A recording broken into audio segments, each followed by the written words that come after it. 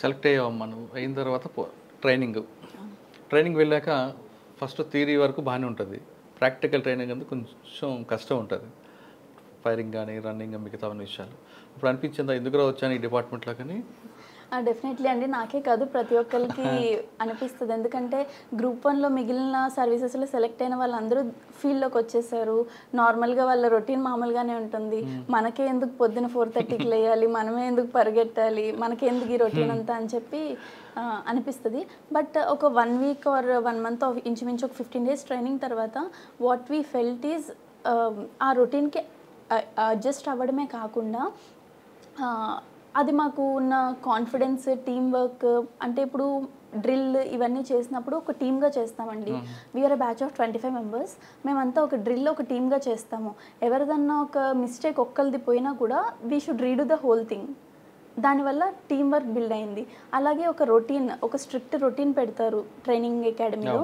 దానివల్ల చాలా మంచి డిసిప్లిన్ ఏర్పడుతుంది అనమాట. ఫోర్సెస్లో పోలీస్ ఫోర్స్ కానీ ఎనీ అదర్ ఫోర్స్లో discipline is very important. Unlike other departments is very important. This the prime thing in the department అని చెప్పుకోవచ్చు. సో అది అక్కడ ఇంకల్కేట్ చేశారు మాకు. పోను ఇంకా ఆ రొటీన్కి బాగా అడ్జస్ట్ అయ్యి ఇప్పుడు కూడా స్టిల్ అదే ఫాలో అవడం జరుగుతుంది. ఓకే, మీకు ట్రైనింగ్ తీసుకున్నప్పుడు ఒక వెంకట్రామరెడ్డి గారు డైరెక్టర్ ఉంటారు. ఆయన వెరీ అవుట్ స్టాండింగ్ ఆఫీసర్. ఆయన దగ్గర ఏం నేర్చుకున్నారు? మరి డిసిప్లిన్ నేర్చుకున్నారా, కమిట్మెంట్ నేర్చుకున్నారా, ప్యాషన్ నేర్చుకున్నారా? వెంకట్రామరెడ్డి గారు మా ట్రైనింగ్ అకాడమీ ప్రిన్సిపల్గా చేసేవారండి మేము ఉన్నప్పుడు. సార్ దగ్గర నుంచి ఫస్ట్ మనం తీసుకోవాల్సింది డిపార్ట్మెంట్లో చాలా రకాల ప్రెషర్స్, స్ట్రెస్లు ఇవన్నీ ఉంటాయి. సార్ ఎలాంటి ప్రెషర్ ఉన్నా, ఎట్లా ఉన్నా కూల్గా ఉంటారు. ఇట్లాంటి ఎంత టఫెస్ట్ సిచ్యువేషన్ జరిగినా కూడా ఓకే నెక్స్ట్ ఏం చేయాలి, నెక్స్ట్ మెజర్ ఏం తీసుకోవాలి, అయిపోయింది, వాళ్ళకేం చేస్తున్నామో నెక్స్ట్ ఏం తీసుకోవాలి, ఇట్లాంటి చాలా ప్రొయాక్టివ్ స్టెప్స్ తీసుకుంటూ వెళ్ళేవాళ్ళు. ఆ కామ్నెస్, కూల్నెస్, ఆ ప్రాపర్ థింకింగ్ ప్యాటర్న్ అనేది సార్ దగ్గర నుంచి బాగా నేర్చుకోవాలి ప్రతి ఒక్కరు. ఓకే, మీకు థియరీ క్లాస్లో కాకుండా ప్రజెంట్ ఫీల్డ్ వర్క్ ఏం నేర్పారు, అవుట్డోర్ ఏం నేర్పారు మీకు? అక్కడ ట్రైనింగ్ అకాడమీలో అవుట్డోర్ వచ్చేసి మాకు రొటీన్ రన్నింగ్, ఫైరింగ్ ఉంటుందండి, రోప్ క్లైంబింగ్, బిఓఏసి బ్యాటిల్ ఆబ్స్టికల్స్ అన్నీ క్రాస్ చేయడం అది ఉంటుంది. అండ్ ఈ వెపన్ అసెంబ్లింగ్, స్ట్రిప్పింగ్ అండ్ ప్రతి వెపన్ గురించి మనం తెలుసుకుంటూ ఉంటాము. అట్లానే అంటే అవి కాకుండా ప్రజెంట్ ట్రెండ్ నడుస్తున్న క్రైమ్ నేర్పారు, సైబర్ క్రైమ్ గురించి? సైబర్ క్రైమ్ గురించి CCTNS క్లాస్ ఉండేదండి మాకు. ఇప్పుడు రీసెంట్గా ఎక్కువ అవుతున్న సైబర్ క్రైమ్ ఇష్యూస్ మీద ఎట్లా వస్తున్నాయి, మనం ఎట్లా సాల్వ్ చేస్తాము, దాన్ని సైబర్ క్రైమ్ని మనం ఎట్లా డీల్ చేస్తాము, స్టెప్ బై స్టెప్ ప్రొసీజర్ అంతా ఎక్స్ప్లెయిన్ చేసేవాళ్ళు. అంటే ఇవి కాకుండా కేస్ స్టడీస్ అని చెప్పారా, ట్రెడిషనల్ క్రైమ్ గురించి కానీ వైట్ కాలర్ అఫెన్స్ గురించి కానీ ఏమైనా? మాకు ఎక్స్పీరియన్సెస్ని షేర్ చేసుకోవడానికి సీనియర్ ఆఫీసర్స్ని పిలిపించేవారు అకాడమీకి. లైక్ అడిషనల్ డీజీ గారి దగ్గర నుంచి ఐజీలు చాలామంది, ఐజీ సార్స్ చాలామంది, వీళ్ళంతా వచ్చి వాళ్ళ ఎక్స్పీరియన్సెస్, కేస్ స్టడీస్, ఏ కేసులో వాళ్ళు ఎట్లా డీల్ చేశారు, ఒక టెర్రరిస్ట్ అటాక్ జరిగింది ఎట్లా డిటెక్ట్ చేశారు ఆ పర్సన్ని, ఇట్లా ప్రతిదీ పాయింట్ టు పాయింట్ వాళ్ళు ఎక్స్ప్లెయిన్ చేసేవాళ్ళు అనమాట. Like flow chart of the investigation అనేది వాళ్ళ నుంచి నేర్చుకోవడం జరిగింది. ఓకే, పాసింగ్ అవుట్ పీరియడ్ అమ్మా నాన్న వచ్చి ఉంటారు? నాన్నగారు వచ్చారండి.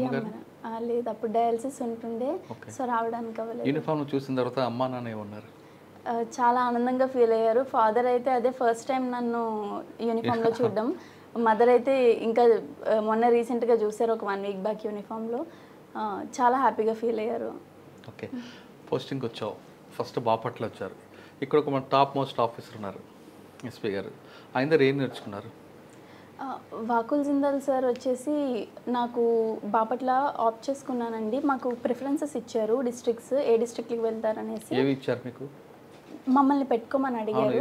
సో నేను ఫస్ట్ బాపట్ల పెట్టుకున్నాను. సో సార్ మంచి పోలీస్లో మంచి రికార్డ్ ఉందనేసి సార్ దగ్గర ట్రైన్ అయితే ఎలాంటి క్రైమ్నైనా మనం డీల్ చేయగలమనే ఉద్దేశంతో ఫస్ట్ బాపట్ల పెట్టుకున్నాను. అట్లానే మదర్కి విజయవాడలో ట్రీట్మెంట్ జరుగుతూ ఉంటుంది, మదర్కి కూడా దగ్గరగా ఉండొచ్చు అనే ఉద్దేశంతో బాపట్ల పెట్టుకోవడం జరిగింది. సో నాకు ఇక్కడికి వచ్చేంత వరకు వాకుల్ జిందాల్ సార్ ఒక బెస్ట్ పోలీస్ ఆఫీసర్గానే తెలుసు. బట్ ఇక్కడికి వచ్చాక సార్ ఒక బెస్ట్ ట్రైనింగ్ కూడా చాలా బాగా ఇస్తారు అనేసి అర్థమైంది. ఏదైనా ఒక విషయం, ఏదైనా కేసు జరిగిందంటే ఎన్ని డైమెన్షన్స్లో ఆలోచించవచ్చో ప్రతిదీ చెప్తారు సార్. లైక్ ఇప్పుడు ఇట్లా జరిగింది విషయము, ఈ ఈ కేస్కి ఎంతమంది ఇన్వాల్వ్ అవ్వచ్చు, ఏ పార్టీస్ ఇన్వాల్వ్ అవ్వచ్చు, చాలా హోలిస్టిక్గా ఆలోచించి చెప్తారు ప్రతి విషయాన్ని. నెక్స్ట్ నువ్వేం చేస్తున్నావు వాళ్ళకి. ప్లస్ ఒక్కొక్కసారి మనం ట్రైనీస్గా ఉన్నప్పుడు మిస్టేక్స్ చేస్తూ ఉంటాము. సార్ దాన్ని ఎప్పుడు కోప్పడి ఎప్పుడు చెప్పలేదు. ఓకే ఇట్లా చేసావు, నువ్వు చేసిన దానికి ఇట్లా అవుతుంది, సో డూ దిస్, ఈ బెటర్ ఆల్టర్నేటివ్ ఉంది అని చెప్పి చాలా కామ్గా కంపోజ్డ్గా చెప్తారనమాట సార్. ఓకే. అది మనకి లెర్న్ చేయడానికి చాలా బెటర్ వే, లెర్నర్స్కి చాలా సార్ దగ్గర ఇంకొక పాయింట్ ఉంటుందండి. ఒక ఒక క్రైమ్ జరిగింది, ఒక అఫెండర్ ఉన్నాడు. ఆ క్రైమ్ జరిగిన తర్వాత చేయడం వేరు, దాని ఆరిజిన్ కూడా చెప్పారా మీకు ఎప్పుడైనా? చెప్పారండి. మొన్న రీసెంట్గా ఒక ఇష్యూ జరిగింది. చాలా చిన్న ఇష్యూ. ఒక 3-4 వచ్చి పిటిషన్ ఇచ్చి కంప్లైంట్ చెప్పారు. వాళ్ళు ఒక 20 to 25 బిట్వీన్ ఏజ్ ఉంటుంది వాళ్ళకి. వాళ్ళు ఒక చిన్న తోపులాట్లో వెళ్ళారనమాట. నాకు అప్పుడు సార్ ఆఫీస్ నుండి కాల్ వచ్చింది, ఈ ఇష్యూ కొంచెం పెద్దది అవుతుందేమో చూడు అనేసి. నాకు అనిపించలేదు, ఏముంది 3-4 వచ్చారు కదా, ఏముంది మామూలు పిటిషనర్సే, యంగ్ ఏజ్, కొట్టుకుంటారు తోసుకుంటారు, ఏముంది దీంట్లో, ఇది ఎందుకు పెద్ద ఇష్యూ అవుతుంది అని. బట్ బై ద ఈవినింగ్, ఆ రోజు ఈవినింగ్కి స్టేషన్ బయట చాలామంది వచ్చేసి స్పాట్ జస్టిస్ కావాలి అన్నట్టు గొడవ చేశారనమాట. అది మామూలుగా ఎవరు చూసినా కూడా అది అంత పెద్ద ఇష్యూ అయ్యేలా కనిపించదు మనకి ఇనీషియల్గా. బట్ చాలా బాగా యాంటిసిపేట్ చేస్తారు, ఎక్కడి నుంచి ట్రిగ్గర్ అయింది, ఎటు వెళ్ళొచ్చు, సోర్స్ అండ్ డెస్టినేషన్ సార్ బాగా అనలైజ్ చేసి చెప్తారు. ఇంకేం నేర్చుకున్నావు సార్ దగ్గర? సార్ దగ్గర చాలా కార్యక్రమాలు జరుగుతున్నాయి కదా. అవునండి. సో హోలిస్టిక్గా ఒక థింగ్ని ఎన్ని డైమెన్షన్స్లో చూడొచ్చు అనేది సార్ దగ్గర నేర్చుకున్న మోస్ట్ ఇంపార్టెంట్ థింగ్. ఇప్పుడు మీరు ఫస్ట్ ఎస్ఐ ట్రైనింగ్ అయ్యారు, సిఏ ట్రైనింగ్ ఉన్నారా? ఇప్పుడు ఎస్ఏ ట్రైనింగ్లో ఉన్నారు. నైట్ డ్యూటీ చేస్తున్నారా? ఏమనిపిస్తుంది, ఇబ్బంది ఉంటుంది? చాలా మందికి అమ్మాయిలు అనుకుంటారు నైట్ డ్యూటీ అంటే చాలా ఇబ్బందులు ఉంటాయి ఆడవాళ్ళకి అనుకుంటారు, వాస్తవా? యాక్చువల్గా అదంతా మిత్ అని చెప్పొచ్చు. నైట్ డ్యూటీస్ ఇవన్నీ తెలుసే కదండి, సర్వీస్లోకి వచ్చాము. ఇదంతా కొత్తగా మనకు వచ్చాక మన మీద ఎవరు ఇంపోజ్ చేయట్లేదు. ఫస్ట్ నుండి మనం పోలీస్ డిఎస్పీ ఆప్ చేసామంటేనే యూ షుడ్ బి రెడీ. దీని కరికులం ఎట్లా ఉంటుంది, దీని వర్క్ అవర్స్ ఎట్లా ఉంటాయి, ప్రెషర్స్ ఎట్లా ఉంటాయి, అవన్నీ తెలుసుకునే వచ్చాము. మనల్ని ఎవరు పుష్ చేయలేదు కదా. సో ఇదంతా as a part of job మనం ఎంజాయ్ చేస్తే దిస్ విల్ బి, ఇది చాలా హ్యాపీగా ఎంజాయ్ చేస్తూ చేయొచ్చు జాబ్ని. అంతేగాని ఒక జాబ్ ఇది బర్త్డేని అనుకుంటే మాత్రం చాలా తక్కువ టైంలోనే ఎక్కువ ప్రెషర్ తీసుకుని ఇంట్రెస్ట్ కోల్పోతాం జాబ్లో. పోలీస్ స్టేషన్కి వచ్చే వాళ్ళు ఎక్కువ మంది అమ్మాయిలు కనిపిస్తుంటారు, అంటే బాధితులు ఉంటారు ఆడవాళ్ళు. మీరు పనిచేస్తున్న పోలీస్ స్టేషన్కి అటువంటి వాళ్ళు వస్తుంటారా? నా మొగుడు కొట్టాడనో, పలానా వాడు వేధించాడనో అనేటువంటిది వస్తారండి, అన్ని రకాల వాళ్ళు చూసినప్పుడు ఏమనిపిస్తుంటుంది మీకు?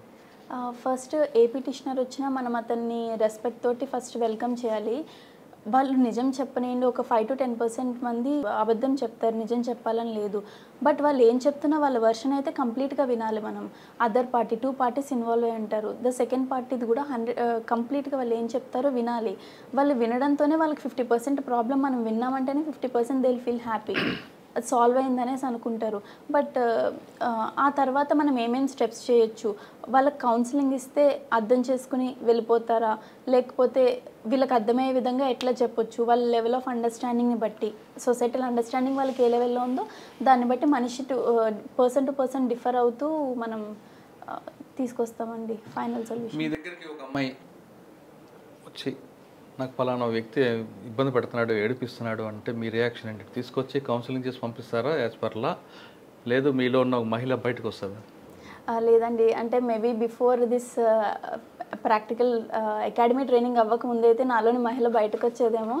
బట్ ఈ 1 year ట్రైనింగ్ పీరియడ్ అయ్యాక డెఫినెట్లీ లా ప్రకారమే నడుచుకుంటూ వెళ్తాం.